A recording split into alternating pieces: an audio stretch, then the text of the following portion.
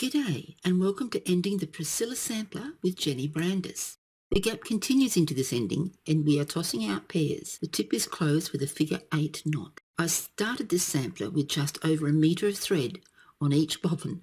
Here we are at the end and there is still plenty left. Frugal I am not. The sequence will be working the right side, left side and finally the joined section. Push the left pairs up and out of the way, then push the right pairs too. Continue along this edge with a 2-twist gap to maintain continuity with the previous edge. The first pair of passives will continue to the point, and the second pair will be tossed out when level with the 5th pin down. Hole stitch to close the pin, add the 2 gap twists,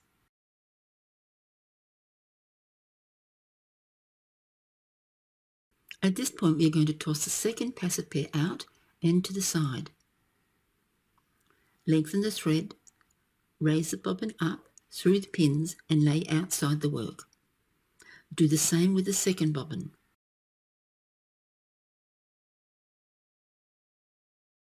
Repeat tossing out the second inside passive pair every time you close the outside pin. At this point, these bobbins are still to be worked. The bobbins to the right have been tossed out, ready to be cut off. And these bobbins will make up the left edge next. As you can see, I like to use the bobbin holders to move multiple bobbins around and to make it easier to untangle them when I drop the pillow. Work the left side the same as the right until you are at the joining pin. Now that both the left and right sides are done, let's join the 2 sides and work the point. Cross stitch the 2 worker pairs, pin and close the pin with cross stitch. Continue with the left weaver pair through the left passives. Don't add the gaps from now on so that the ends match the start. Work back and forth until you reach the bottom tip.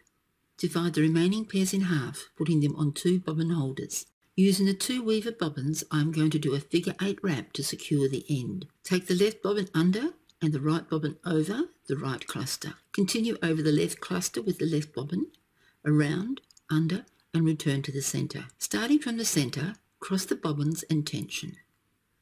Left bobbin, over and under. Right bobbin, over and under. Cross and tension.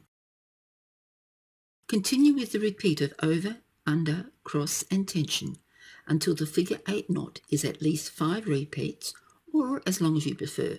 Tie off the working pair with a reef knot.